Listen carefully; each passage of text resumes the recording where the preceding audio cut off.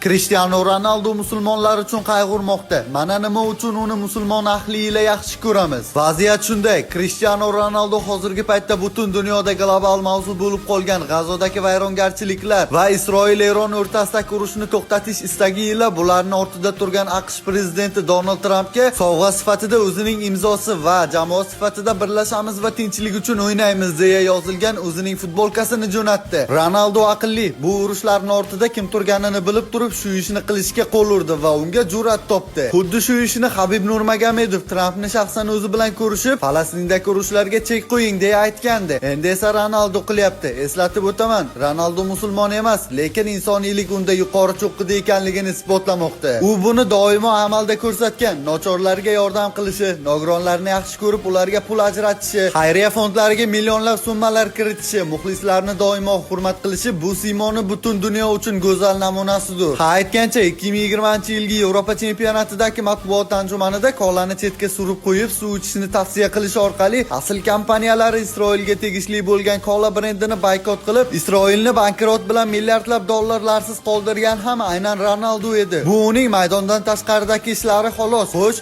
Cristiano Ronaldo yana nimani isbotlash kerak va kimga?